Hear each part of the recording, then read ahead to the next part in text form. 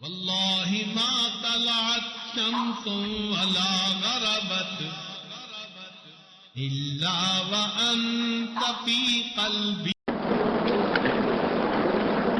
الحمد لله وكفى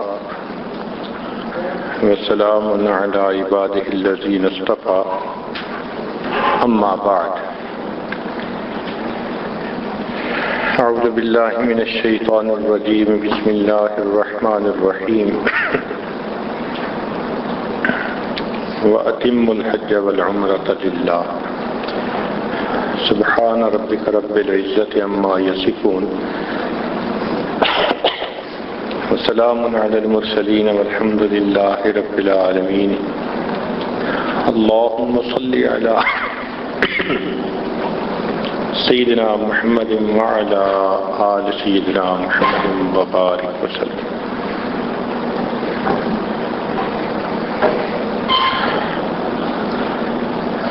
اللہ کے گھر حاضری کے لیے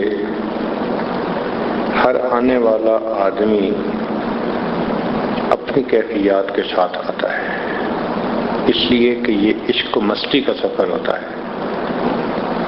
دنیا کے سفر بزنس کے لیے ہوتے ہیں، سیر کے لیے ہوتے ہیں،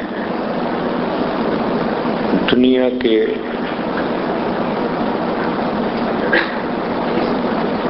معاملات میں انجوائے کرنے کے لیے ہوتے ہیں، مگر ان کا تعلق جسم کے ساتھ. یہ جو حج اور عمرے کا سفر، اس کا تعلق روح کے ساتھ. یہ عشق و مستی کا سفر ہے جس میں کہ آنے والا اللہ کی محبت میں ڈوب کر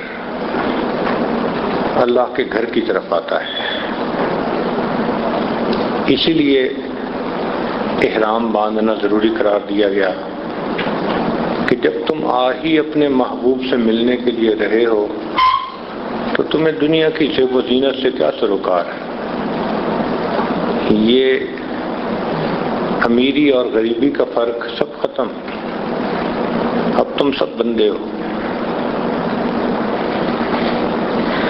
آ گیا این لڑائی میں اگر وقت نماز، قبلہ روح ہو کے زمیں بوس ہوئی قوم حجاز. ایک ہی صف میں کھڑے ہو گئے محمود و ایاز. نہ کوئی بندہ رہا نہ کوئی بندہ نواز. بندہ او صاحب و محتاج و غنی ایک ہوئے. تیری سرکار میں پہنچے تو سبھی ایک ہوئے. تو یہ اللہ کا در ایسا ہے کہ تیرے سرکار میں پہنچے تو سبھی ایک ہوئے، سب کو ایک کر دیا. فرمایا یہ جو تمہارے لباس کا فرق ہے، سٹیٹس ہے، یہ اونچ نیچ، یہ تم پیچھے رکھ دو. سب احرام، ایک چادر لپیٹ لو، ایک چادر باندھ لو. یہ مردوں کا احرام. عورتوں کو کہا کہ تم جن کپڑوں میں لپٹی ہوئی ہو وہی تمہارا احرام ہے، بس اتنی کوشش کرو کہ کپڑا تمہارے چہرے سے نہ لگے. اب اس کا یہ مطلب نہیں کہ چہرے کا پردہ نہیں. پابندی یہ ہے کہ پردہ بھی رہے مگر چہرے پر کپڑا بھی نہ لگے. اور صحابیات بتاتی ہیں کہ ہم اس لیے کھجور کے پتوں سے بنا ہوا پنکھا سا ہوتا ہے وہ اپنے سر کے اوپر رکھ لیتی تھیں تاکہ ہماری چادر چہرے سے ذرا ہٹ کے رہے اور کپڑا چہرے کے ساتھ نہ لگے. تاہم پردہ تو رہتا تھا.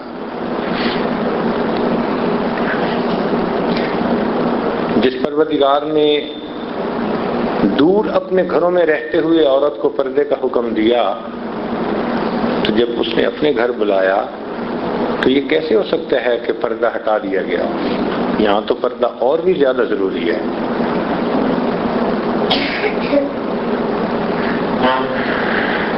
تو مرد کا احرام 2 چادریں، خوشبو بھی منع کر دی گئی. فرمایا کہ یہ تو زیب و زینت ہے. بالوں کا کاٹنا بھی منع کر دیا گیا، ناخن کا کاٹنا، میل کچیل کا دور کرنا، شکار کھیلنا. فرمایا عاشق کو ان سے کیا غرض، کیا واسطہ.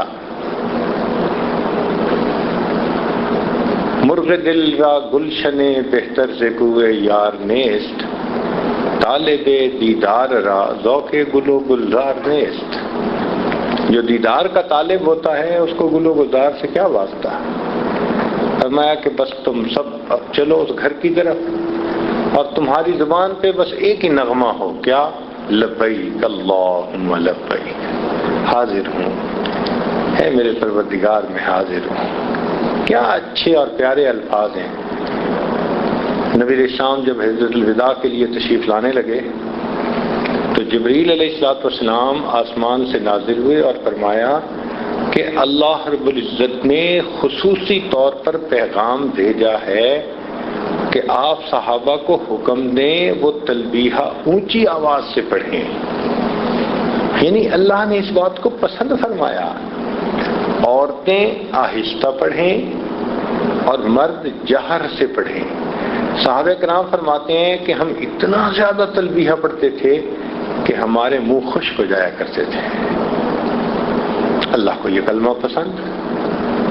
ایک حدیث پاک میں آتا ہے کہ 4 بندے ایسے ہیں کہ جن کی زبان سے نکلے ہوئے الفاظ پر اللہ تعالی بستی پر آنے والے عذاب کو ٹال دیتے ہیں۔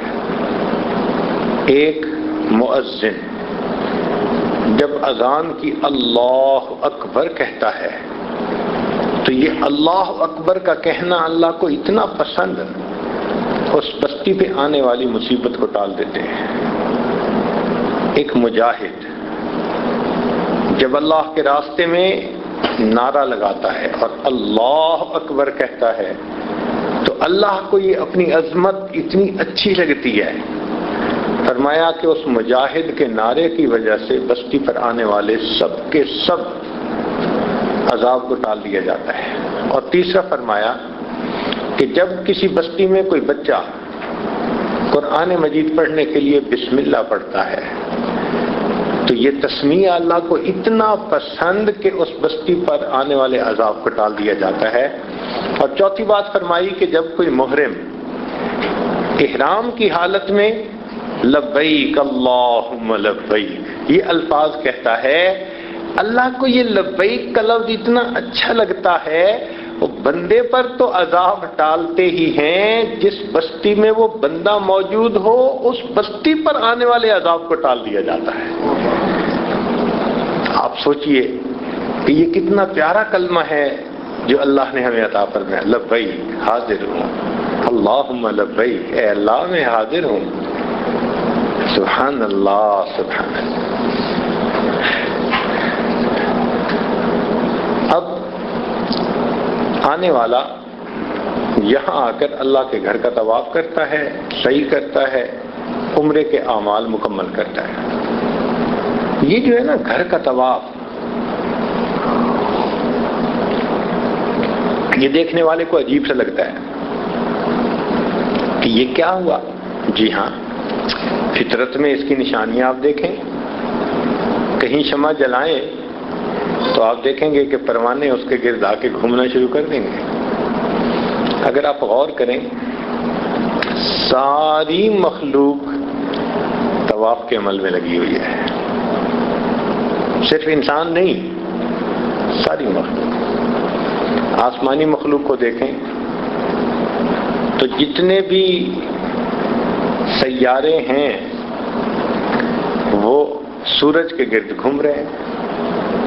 ہمارا جو شمسی نظام ہے اس نظام میں تمام سیارے، زمین، مریخ اور باقی جتنے بھی ہیں یہ سب کے سب سورج کے گرد گھوم رہے ہیں، یہ طواف کر رہے ہیں۔ اگر باریک اسکیل پہ چلے جائیں تو یہ زمین مادے سے بنی اور مادے کا جو بنیادی یونٹ ہے وہ ایٹم ہے، اور ایٹم کو اگر آپ دیکھیں تو اس میں بھی ایک نیوکلیس ہوتا ہے اور نیوکلیس کے گرد الیکٹران جو ہیں وہ گھوم رہے ہوتے ہیں۔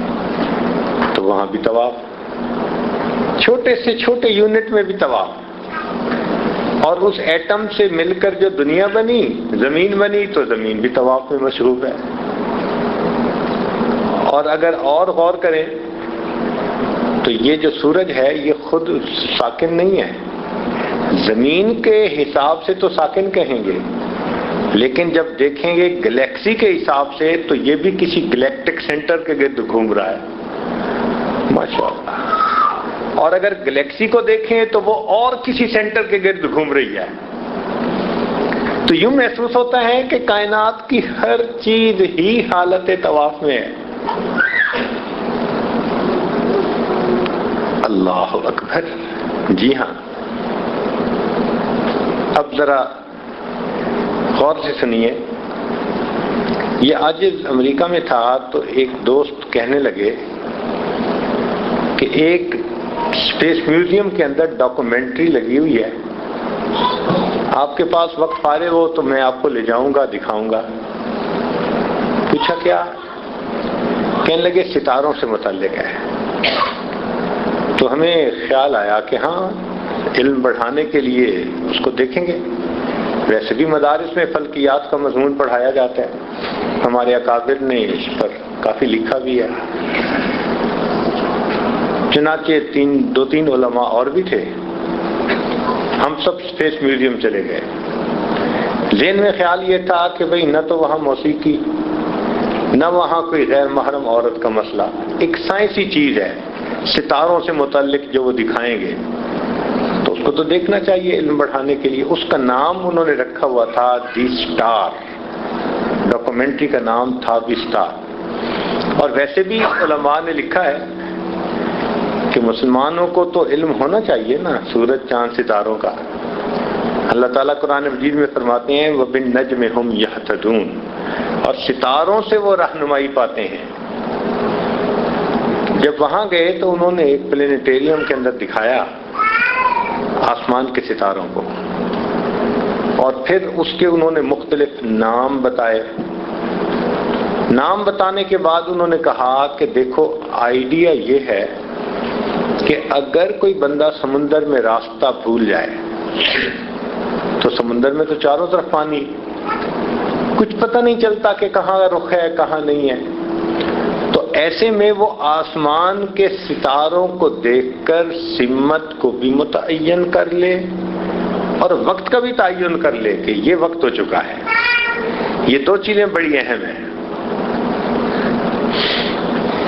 یا کسی کو دشمن نے کسی جنگل میں جا کے ڈال دیا، صحرا میں ڈال دیا جہاں چاروں طرف ایک جیسی ریت ہے، تو وہ آسمان کے ستاروں سے رہنمائی پا سکتا ہے، ڈائریکشن کا پتہ کر سکتا ہے۔ چنانچہ انہوں نے بتایا کہ دیکھو یہ ستارے یہاں ہوتے ہیں تو پھر اتنا وقت ہو جاتا ہے، یہاں ہوتے ہیں تو اتنا۔ وہ باتیں سن کے مجھے خیال آیا کہ ہاں، جب ہم چھوٹے تھے تو ہمارے والد صاحب رات کو تہجد میں اٹھتے تھے نا تو آسمان کی طرف بار بار دیکھا کرتے تھے۔ اس زمانے میں گھڑیاں کم لوگوں کے پاس ہوتی تھیں، بڑے بوڑھوں کے پاس گھڑیاں نہیں ہوتی تھیں۔ وہ کیا کرتے تھے کہ آسمان کو دیکھ کر اندازہ لگاتے تھے کہ اب صبح کاذب ہو چکی اور اب صبح صادق ہو چکی۔ تو میں بھی اپنے والد صاحب سے پوچھتا تھا تو وہ بھی بتاتے تھے کہ دیکھو یہ ستارے ایسے ہیں، یہ کھچیاں ہیں، یہ ترنگڑ ہے، یہ فلاں ہے، ایسے نام رکھے ہوئے تھے انہوں نے۔ یہ جب یہاں ستارے ہوتے ہیں تو اس وقت اتنا وقت ہو جاتا ہے۔ تو جو کچھ ہمارے بزرگ اپنی زبان میں ستاروں کو نام دے کر سوچتے تھے، انہوں نے سائنسی نام دے کر بالکل وہی باتیں کر دی۔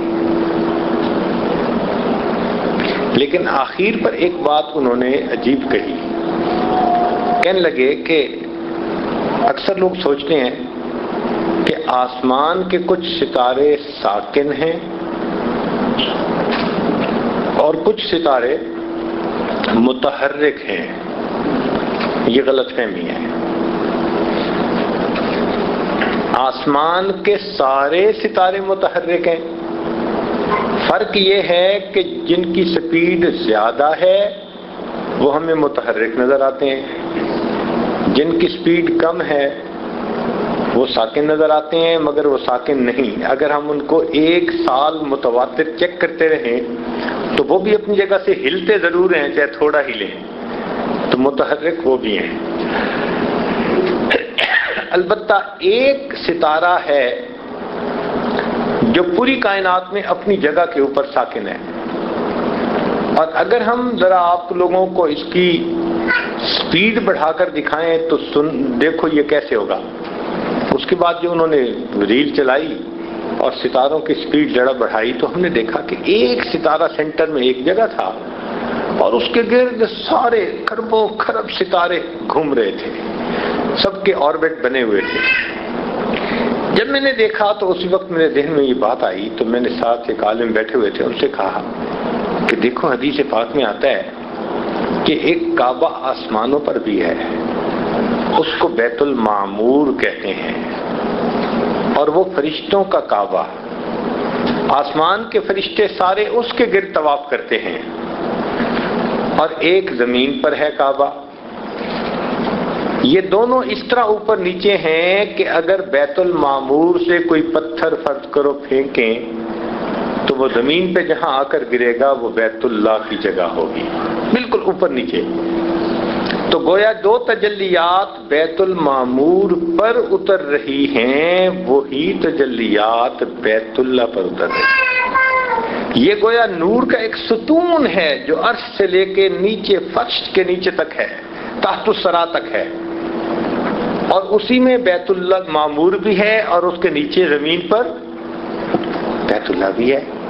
تو میں نے کہا کہ کہیں ایسا تو نہیں کہ یہ ستارہ جو ہمیں نظر آ رہا ہے یہ بیت المعمور ہو تو آسمان پر اس کے گرد فرشتے طواف کر رہے ہیں، اور اگر خلا میں دیکھیں تو انہی تجلیات کے گرد جتنے کھربوں کھرب ستارے ہیں وہ سارے کے سارے اس کے گرد طواف کر رہے ہیں. اور جب زمین پر یہ تجلیات پہنچتی ہیں تو اللہ کے بندے انہی تجلیات کے گرد طواف کر رہے ہیں. ہم ہوئے تم ہوئے کہ میر ہوئے، اس کی زلفوں کے سب اسیر ہوئے. سب اللہ کے چاہنے والے، ساری مخلوق اللہ کی ان تجلیات کے گرد طواف کر رہی ہے. عالم طواف میں ہے دنیا ہر وقت. ہمیں بھی اللہ نے توفیق دی کہ یہاں آ کر اس سسٹم کا حصہ بننے کی ہمیں توفیق مل گئی. چنانچہ یہاں کی عبادات میں طواف سب سے زیادہ اہم عبادت ہے. اللہ تعالیٰ کی 120 تجلیات نازل ہوتی ہیں، رحمتیں ہر وقت نازل ہوتی ہیں، جن میں سے زیادہ تجلیات طواف کرنے والوں کے اوپر نازل ہو رہی ہوتی ہیں. یہ طواف ایک ایسی عبادت ہے کہ جو اور دنیا میں کہیں ممکن نہیں. چنانچہ ایک شخص نے کوئی قسم اٹھا لی کہ میں اس کو اس طرح پوری کروں گا کہ ایسی عبادت کروں گا جو دنیا میں کوئی بھی نہ کر رہا ہو. اب جب بات پوری ہو گئی تو اسے سمجھنے لگے کہ میں کیا کروں. تو بالآخر امام اعظم رحمۃ اللہ کے پاس آیا کہ حضرت میں نے تو ایسی قسم اٹھا لی تھی، کیا کروں؟ فرمان لگے تم جاؤ اور حرم میں لوگوں کی محنت کرنا کہ وہ تھوڑی دیر کے لیے رک جائیں اور تم اکیلے طواف کرنا. جب تم طواف کر رہے ہوگے یہ ایسی عبادت ہے کہ گارنٹی کی جا سکتی ہے کہ دنیا میں یہ عبادت اور کہیں نہیں ہو رہی. اللہ، یہ عبادت یہیں ہوتی ہے. اور یہ عبادت صرف انسان ہی نہیں کرتے، سبحان اللہ، اللہ کی دوسری مخلوق بھی کرتی ہے. چنانچہ ہم نے کئی مرتبہ ابابیلوں کو دیکھا، چھوٹی چھوٹی چڑیاں ہوتی ہیں، آپ شام کو ذرا بیٹھ کر دیکھیں وہ بھی آ کے بیت اللہ کی جیسے تجلیات کے گرد گھوم رہی ہوتی ہیں. اور ایک مرتبہ ہم نے ایک کبوتروں کو دیکھا، ان کا غول آیا اور وہ غول اسی طرح بیت اللہ کے گرد چکر لگا رہا تھا. اور ایک مرتبہ ایک بلی کو ہم نے دیکھا، ہم لوگ طواف کر رہے تھے، وہ ساتھ ساتھ چل رہی تھی باقاعدہ، جیسے ہم چکر لگا رہے تھے وہ بلی بھی ساتھ ساتھ چکر لگا رہی تھی. ہمارے ایک دوست کہنے لگے جی بلی بھی چکر لگا رہی ہے. میں نے کہا بھائی دیکھنے کو بلی ہے، کیا پتہ کوئی جن ہو. بلی تو مکلف نہیں ہے نا بھائی کہ طواف کرے، مکلف تو یا انسان ہے یا جن ہے. تو ہم تو یہی سوچ سکتے ہیں کہ بھئی جن اس شکل میں آ کے وہ بھی طواف کر رہا ہوگا. بہرحال طواف کر رہے ہیں. اللہ اکبر کبیرہ. یہ طواف ہر وقت ہو رہا ہے، حتیٰ کہ بارش کا وقت ہوتا ہے تو اس وقت بھی طواف رکتا نہیں ہے. بس فرض نماز جب پڑھی جاتی ہے تو چونکہ وقت کی نماز سب سے اعلیٰ عبادت، وقت کا امر اہم، اس لیے اس وقت اس کو موقوف کرتے ہیں.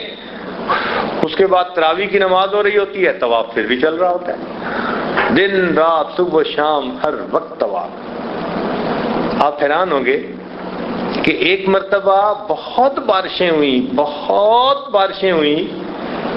اور سیلاب آ گیا بیت اللہ میں. چونکہ یہ نشیب کی جگہ ہے نا، تو پہاڑیوں کا سارا پانی یہیں، تو اتنا پانی کہ لوگ ڈوب جاتے تھے.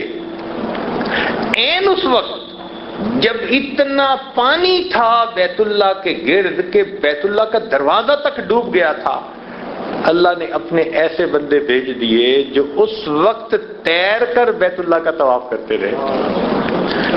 جتنے دن پانی رہا تیر کے تو لوگ طواف کرتے رہے، طواف چلتا رہا. سبحان اللہ، واہ میرے مولا، کیسی آپ کی عبادت ہے. ایک شمع جلا دی ہے اور اس شمع کے گرد پروانے ہر وقت محو طواف میں ہے. اللہ اکبر کبیرہ.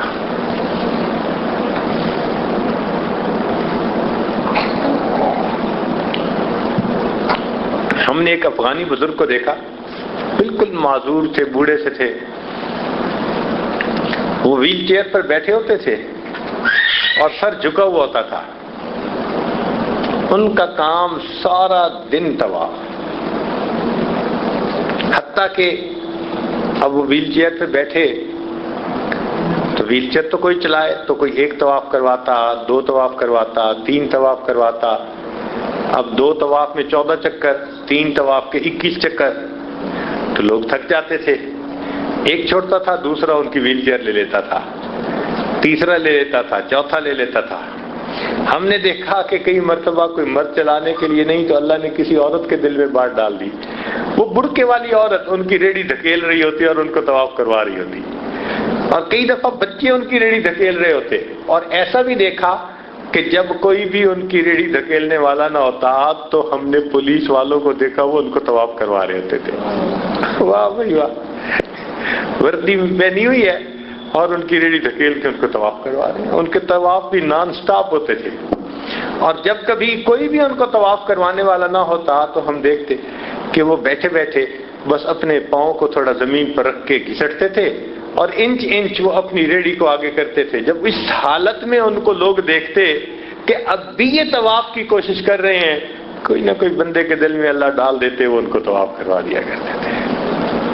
سارا دن طواف کرتے تھے. اللہ اکبر کبیر. چنانچہ ایک بزرگ کے بارے میں آتا ہے 70 سال کی عمر تھی اور اس وقت ان کا روزانہ کا معمول 70 مرتبہ طواف کرنے کا تھا. 70 طواف کا کیا مطلب بھائی؟ 490 چکر بیت اللہ کے. 490 چکر کو گنو تو تقریباً کوئی 12-13 کلومیٹر کا سفر بن جاتا ہے. اب 12-13 کلومیٹر، سبحان اللہ، چلنا کوئی آسان کام، یہ تو کوئی دیہاتی چل سکتا ہے نا، جو ہل چلاتا ہو اور پیچھے چلتا ہو خوب، وہی اتنا چل سکتا ہے 13-14 کلومیٹر، ورنہ عام آدمی تو نہیں چل سکتا. اور یہ ان کا ایک عمل تھا، روزانہ کا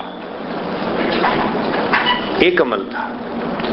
اور ہر طواف کے 2 رکعت نفل، تو 70 ضرب 2 140 رکعت نفل. اور 140 رکعت نفل پڑھنے کوئی آسان ہے؟ ہم تو 10 رکعت پڑھ لیں تو ہمارا حال برا ہو جاتا ہے.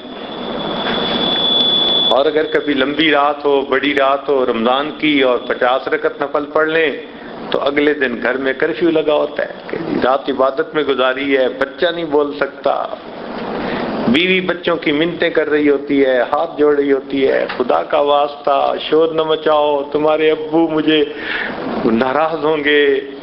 اللہ اکبر، کیا گھر میں سما ہوتا ہے. کیوں؟ ہم نے رات کو 50 رکعت نفل پڑھے تھے. اور وہ بزرگ 120 رکعت 140 رکعت روزانہ. اللہ اکبر.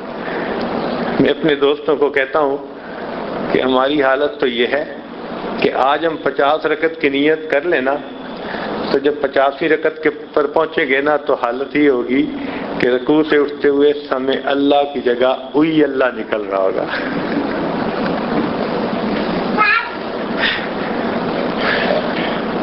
واقعی ایسے ہے. اور وہ بزرگ 140 رکعت روزانہ، اور یہ ان کا ایک عمل تھا، باقی روز کی عبادت اس کے علاوہ تھی. اللہ، یہ آسان کام نہیں ہے، مگر اللہ رب العزت جس کو چاہتا ہے یہ نعمت اس کو عطا فرما دیتا ہے. سبحان اللہ، سبحان اللہ. ہمارے اکابر آتے تھے بڑی محنتوں کے بعد. اب تو ہمارا عمرہ ہوتا ہے نا جی 15 دن کا. پہلے زمانے میں حج کا سفر 6 مہینے کا سفر، رمضان سے پہلے سفر شروع ہو جاتا تھا. رمضان سے اب تو 4 گھنٹے میں اپنے ملک سے یہاں پہنچ جاتے ہیں نا. رمضان سے پہلے سفر شروع ہو جاتا تھا اور رمضان سمندر میں آیا کرتا تھا. 6 مہینے لگ جاتے تھے حج کرتے ہوئے. اللہ اکبر، مشقتوں کا سفر کر کے آتے تھے. مگر پہلے زمانے میں راستے کچے تھے، مسافر پکے تھے. آج راستے پکے ہو گئے اور مسافر کچے ہو گئے. ہمارے حضرت رحمۃ اللہ علیہ فرماتے تھے کہ ہم سفینۃ الحجاج کے ذریعے جب پہنچتے تھے تو جدہ سی پورٹ کے اوپر جب جہاز لگتا تھا تو جہاز کے تمام لوگوں کو 3 دن جہاز کے اندر ہی رکھا جاتا تھا کہ ان پہ کوئی وائرس نہ ہو، بیماری نہ ہو جو ہمارے ملک میں آ جائے، لہذا 3 دن یہ یہیں رہیں. ہم اپنی آنکھوں سے جدہ کی زمین کو دیکھتے تھے، ساحل کو دیکھتے تھے، مگر 3 دن ہم جہاز کے اندر رہتے تھے، ہمیں زمین پر قدم رکھنے کی اجازت نہیں ہوتی تھی. اور آج ماشاءاللہ جہاز لینڈ کرتا ہے اور اس کے 1-2 گھنٹوں کے اندر اندر ہم ایئرپورٹ سے نکل کے باہر، اور air condition airport, air condition بیٹھنے کی جگہ، ٹھنڈا پانی موجود، ٹوائلٹ، ہر چیز موجود، چائے اور اس طرح کی چیزوں کے لیے جگہ موجود. اور پھر ہم اعتراض کر رہے ہوتے ہیں جی بڑا وقت لگ جاتا ہے، بڑا وقت لگ جاتا ہے، یہ بڑا کھڑا رکھتے ہیں جی. اللہ، اب سوچو آج جدہ سے لے کے مکہ مکرمہ تک کا فاصلہ 1 سے 2 گھنٹے کا فاصلہ ہے. عام حالات میں 1 سے 2 گھنٹے میں یہاں پہنچتے ہیں. نہیں، پہلے وقتوں میں جدہ سے لے کے مکہ مکرمہ تک کا فاصلہ 3 دن کا فاصلہ ہوا کرتا تھا. یہ تقریباً کوئی 60 میل کے قریب جگہ بنتی تھی اور 20 میل کا سفر اونٹوں پہ روزانہ ہوتا تھا. اور ہم تو بالکل سیدھی پلین روڈ کے اوپر چل کے آتے ہیں نا. یہ پہاڑیوں کو کاٹ کر ایسا بنایا گیا. جب پہاڑیاں موجود تھیں تو پہاڑ کے اوپر چڑھتے تھے اور دوسری طرف سے نیچے اترتے تھے، اور اگر کرو فلائٹ دیکھیں تو چند میٹر کا فاصلہ طے ہوتا تھا. پھر پہاڑی پہ چڑھو، پھر نیچے اترو، پھر پہاڑی پہ چڑھو.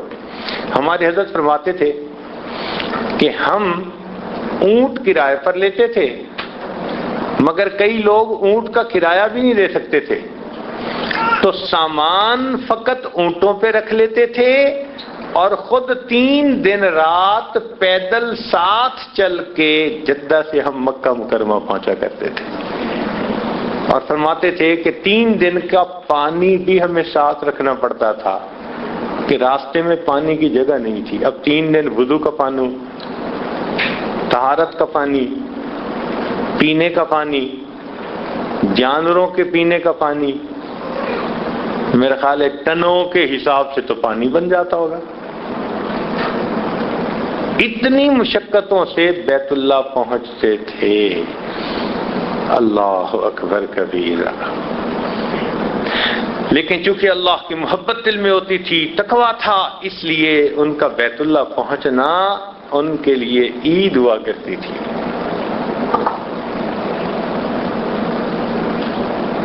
کسی نے بزرگ سے پوچھا تھا کہ حضرت عید کب ہوگی؟ حضرت عید کب ہوگی؟ انہوں نے جواب میں فرمایا بھائی جب دید ہوگی تب عید ہوگی، جب محبوب کی دید ہوگی تب عید ہوگی۔ تو ہمارے بزرگ اتنی محبت کے ساتھ آتے تھے کہ یہاں جب وہ کعبے کی دید کرتے تھے پھر ان کی عید ہو جایا کرتی، غربت تھی یہاں۔ حضرت مرشد عالم رحمۃ اللہ فرمانے لگے کہ 1930 سے پہلے، تیل نکلنے سے پہلے اتنی غربت تھی کہ کوئی حد نہیں۔ فرمان لگے ہم مکہ مکرمہ سے مدینہ طیبہ جا رہے تھے، 16 دن لگتے تھے۔ آج تو مکہ مکرمہ سے بس میں بیٹھیں تو 5 گھنٹے کے بعد 6 گھنٹے کے بعد مدینہ طیبہ میں، اس وقت 16 دن لگتے تھے مکہ مکرمہ سے مدینہ کا سفر۔ امام شافعی رحمۃ اللہ فرماتے ہیں کہ میں نے ایک مرتبہ بھورے اونٹ پر ایک قافلے کے ساتھ یہ سفر طے کیا، 16 دن لگے اور 16 دن میں میں نے 16 مرتبہ قرآن مجید کو مکمل کر لیا۔ آج مکہ مکرمہ سے مدینہ طیبہ کا سفر کرتے ہم درمیان میں سورہ یاسین بھی نہیں پڑھ پاتے۔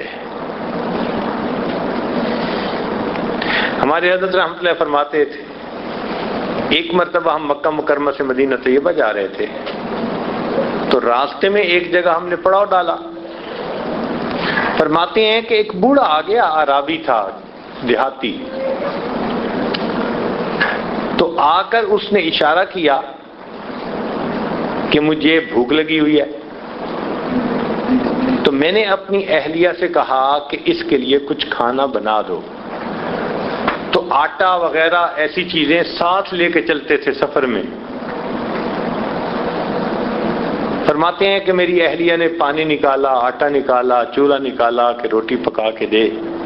اس نے جیسے ہی پانی دیکھا نا اور آٹا دیکھا تو وہ دیہاتی آگے بڑھا اور اس نے جگ میں سے پانی ایک پیالے میں ڈالا اور ایک مٹھی آٹے کی بھر کے اس پانی کے اندر ڈال دی اور اس کو ہلا کر اس نے پی لیا اسی طرح کچا، اور پینے کے بعد کہنے لگا کہ اب میں روٹی کے پکنے کا انتظار کر سکتا ہوں۔ اتنی شدید بھوک تھی کہ کہتے ہیں کہ اب میں روٹی کے پکنے کا انتظار کر سکتا ہوں، اتنی بھوک ہوتی ہے۔ اللہ اکبر کبیرہ۔ ہمارے حضرت فرماتے ہیں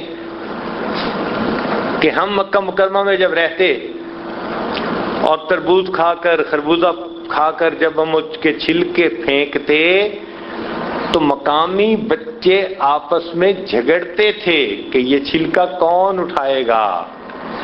وہ چھلکے اٹھاتے اور چھلکے کھاتے، اور کئی مرتبہ چھلکے گھر لے جاتے تو ان کی والدہ تربوز کے چھلکے کو کاٹ کر سالن کے طور پر پکایا کرتی تھی۔ تربوز کے چھلکے سالن کے طور پر پکتے تھے۔ فرماتے ہیں کہ چند بچے اسی طرح تربوز کے چھلکے لے جاتے رہے تو ایک دن میرے دل میں خیال آیا، میں نے 2-3 تربوز خریدے اور میں نے ان بچوں میں کاٹ کے تقسیم کر دیے۔ کہنے لگے بچوں کے لیے وہ بہت خوشی کا دن تھا، تربوز کھا رہے تھے۔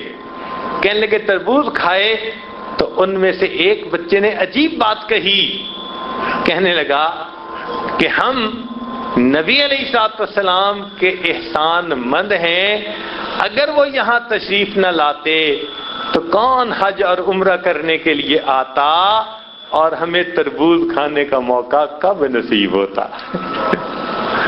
اللہ اکبر کبیرہ۔ ہم نبی علیہ السلام کے شکر گزار ہیں کہ وہ تشریف لائے اور ان کی برکت سے آج لوگ آتے ہیں اور ان حاجیوں کی وجہ سے ہمیں تربوز کھانے کی توفیق مل جاتی ہے۔ حضرت فرماتے ہیں کہ ایک مرتبہ ہم حج کے لیے تشریف لائے تو ایک چھوٹا سا بچہ وہ ہمارے خیمے میں آتا تو میری اہلیہ اس کو کچھ بچا ہوا کھانا دے دیتی، کبھی روٹی دے دیتی، سالن دے دیتی، کوئی پینے کی چیز دے دیتی، پھل دے دیتی۔ وہ بچہ چھوٹا بڑا مانوس ہو گیا، حتیٰ کہ جب جانے کا وقت آیا تو میری اہلیہ نے اس کو بتایا کہ ہم تو کچھ دنوں میں چلے جائیں گے، تو وہ بچہ بڑا سیڈ فیل کرنے لگا، جیسے کہ وہ ہمیں بڑا مس کرے گا اور بہت زیادہ جدا ہو کے وہ مغموم ہوگا۔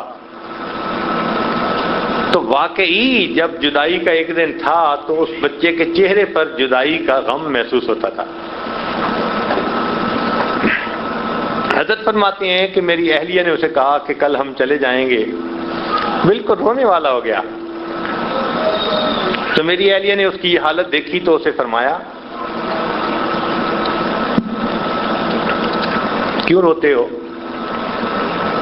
اگر آپ ہمارے ساتھ چلو تو ہم آپ کو اپنے ملک میں لے جائیں گے، اور یہاں تو بجلی بھی نہیں، وہاں بجلی کے پنکھے ہیں، اتنی گرمی بھی نہیں، کھانا بھی ہے، پھل بھی ہے، ہر چیز ہے، ہم آپ کو وہاں پر رکھیں گے، پڑھائیں گے، اچھے کپڑے پہنائیں گے، سہولت ہوگی کھانے پینے ہر چیز کی، بھوک پیاس نہیں ہوگی، چلو ہمارے ساتھ چلو۔ تو جب میری اہلیہ نے اس کو یہ کہا، بڑے غور سے وہ ساری باتیں سنتا رہا۔ تو اہلیہ نے کہا کہ پھر ہمارے ساتھ چلو گے؟ جب اہلیہ نے یہ پوچھا تو وہ چھوٹا سا بچہ بیت اللہ کی طرف اشارہ کر کے کہنے لگا کہ وہاں اتنا سب کچھ جو ہوگا کیا وہاں بیت اللہ بھی ہوگا؟ تو اہلیہ نے کہا نہیں، وہاں بیت اللہ تو نہیں ہوگا۔ تو چھوٹا بچہ کہنے لگا اگر وہاں بیت اللہ نہیں ہوگا تو مجھے وہاں جانے کی کوئی ضرورت نہیں ہے۔ اللہ اکبر کبیرہ۔ راستے کچے ہوتے تھے، مسافر پکے ہوتے تھے، آج راستے پکے بن گئے، مسافر کچے بن گئے۔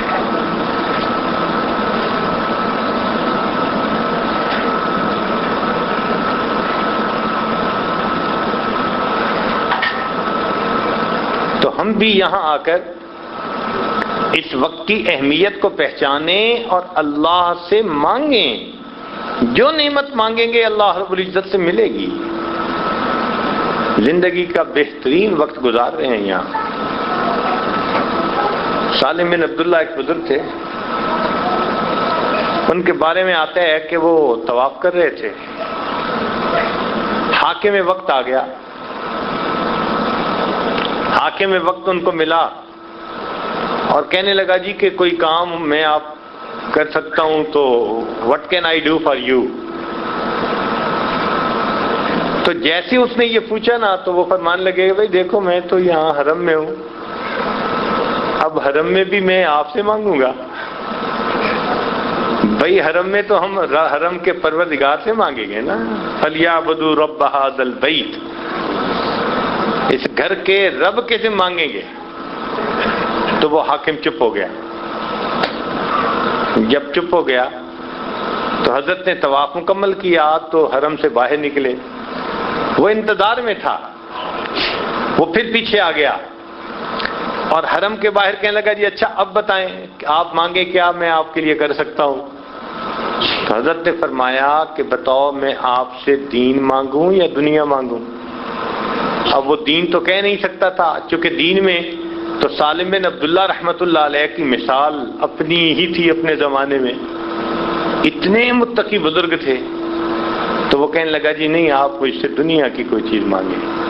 تو حضرت نے فرمایا کہ جس پروردگار نے دنیا کو بنایا اس سے میں نے دنیا کبھی نہیں مانگی، میں آپ سے دنیا کیا مانگوں گا؟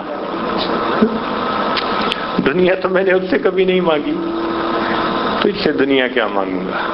تو دیکھو ہمارے اکابر ایسی کیفیت کے ساتھ آتے تھے اور یہاں آ کر بیت اللہ میں اپنا وقت گزارتے تھے، نعمتیں سمیٹ کے لے جاتے تھے، مقدروں کے فیصلے کروا کے جاتے تھے۔ اسی لیے وہ آتے تھے تو ان کے ایک سفر کی وجہ سے سینکڑوں نہیں ہزاروں لوگ کلمہ پڑھ کر مسلمان ہوتے تھے۔ آج ہم عمرے کے سفر پہ آتے ہیں اور خود پکے مسلمان ہو کے واپس نہیں جاتے۔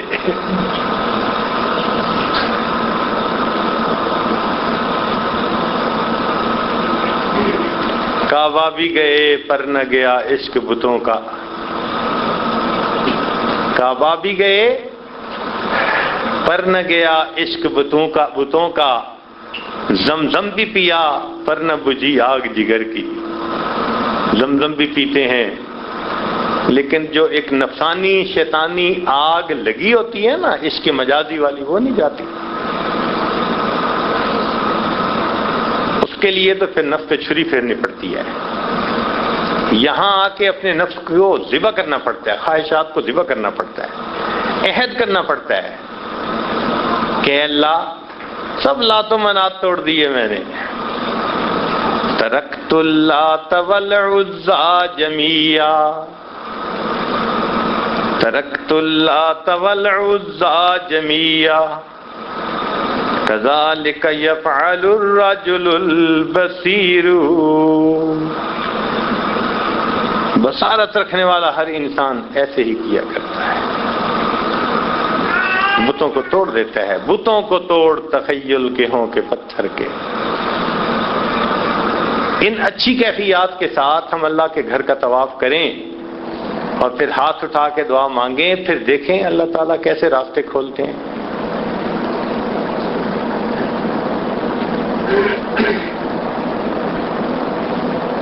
دن میں طواف کریں، رات میں طواف کریں۔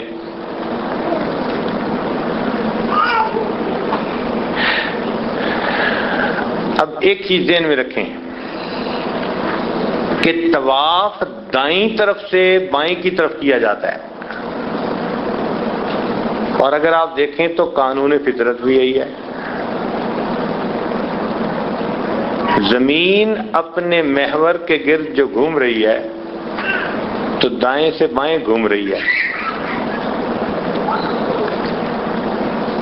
مغرب سے مشرق کی طرف گھوم رہی ہے۔ تبھی تو مشرق کی طرف سورج طلوع ہوتا ہے نا، پہلے سورج ادھر ہی نظر آتا ہے مشرق کی طرف، چونکہ دائیں سے بائیں۔ نبی علیہ الصلوۃ والسلام نے بھی فرمایا کہ ہر اچھے کام کو دائیں طرف سے شروع کرو، اور اسی لیے اگر مجلس میں بہت سارے لوگ ہوں تو جو سرے حلقہ ہے اس کو پہلے پانی پلاؤ اور پھر اس کے دائیں طرف سے سب کو پلانا شروع کرو۔ اللہ تعالیٰ یمین کو پسند فرماتے ہیں۔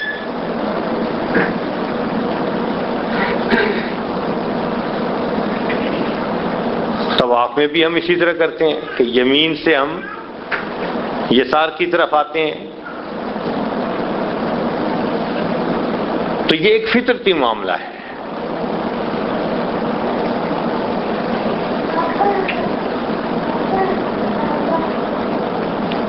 ایک بات اس میں اور ذہن میں رکھیے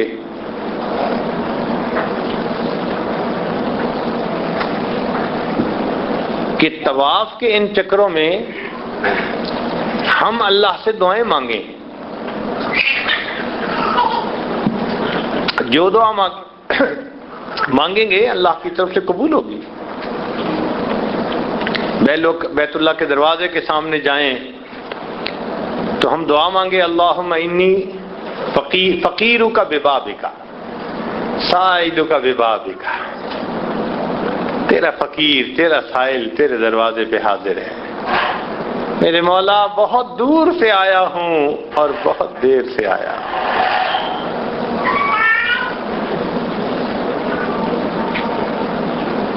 گر پڑ کے یہاں پہنچا، مر مر کے اسے پایا،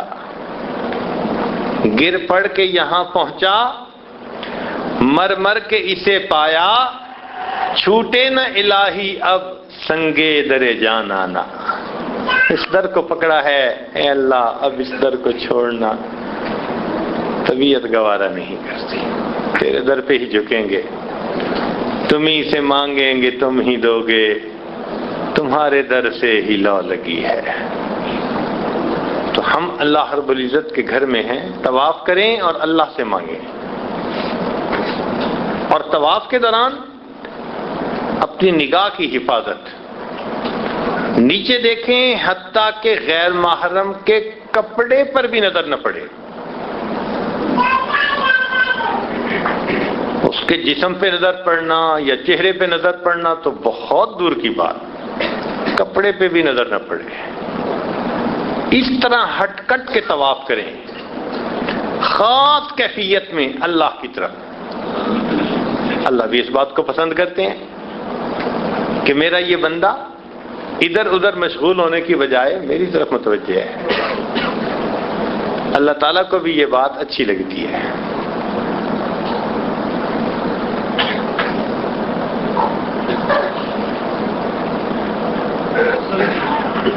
ایک خیال کبھی کبھی ذہن میں شروع میں آتا تھا کہ شریعت نے مرد اور عورت کی جو تفریق ہے اس کو ایسا کیا کہ بھئی مرد مردوں میں رہیں، عورتیں عورتوں میں رہیں. مرد اور عورتیں تب قریب آئیں جب محرم ہوں، اس لیے پردے کا حکم دیا. حتیٰ کہ فرض نماز پڑھنی ہے تو شریعت نے کہا کہ مردوں کی صفیں آگے بنے، عورتوں کی صفیں پیچھے بنے. حدیث پاک میں آتا ہے کہ نبی علیہ السلام جب نماز پڑھاتے تو باب النساء بالکل پیچھے تھا، تو آپ نماز کے بعد تھوڑی دیر کے لیے ذکر اذکار فرماتے تھے تاکہ اس دوران جو عورتیں حاضر ہوتی وہ پہلے چلی جاتی تھیں اور بعد میں مرد نکلا کرتے تھے. مردوں عورتوں کا ایک وقت میں نکلنا بھی پسند نہ فرمایا. جب مسجد نبی میں باب النساء بنایا تو نبی علیہ السلام نے فرمایا کاش مرد دوسرے دروازوں سے جائیں. عبداللہ ابن عمر رضی اللہ عنہ نے یہ بات سن لی. فرماتے ہیں کہ اس کے بعد پوری زندگی عام وقت میں بھی اگر باب النساء قریب ہوتا میں باب النساء سے نہیں گزرتا تھا کہ میرے آقا نے کہہ دیا مرد دوسرے دروازوں سے داخل. اتنا خیال. تو فرمایا کہ مرد راستوں کے درمیان میں چلیں، عورتیں راستوں کے کناروں پہ چلیں. صحابیات فرماتی ہیں ہمیں اگر گلی میں سے گزرنا ہوتا تو ہم گلی کے اتنا کنارے پہ چلتی کہ ہمارے برقے چادروں کے کپڑے دیوار کے ساتھ پھنس جایا کرتے تھے. یعنی اتنا دیوار کے قریب سے ہو کے گزرتی تھی. مرد الگ، عورتیں الگ. اب جب یہ اصول ہے پوری شریعت میں تو یہی اصول طواف میں بھی ہو سکتا تھا. مردوں کو کہہ دیا جاتا تمہارا طواف دن میں، عورتوں کو کہہ دیا جاتا بالفرض تمہارا طواف رات میں. قصہ ختم. عورتیں رات کو جا کے طواف کر لیتی، مرد دن میں طواف کر لیتے. مگر نہیں، اللہ تعالیٰ نے نہ کوئی وقت کو تقسیم کیا نہ جگہ کو تقسیم کیا.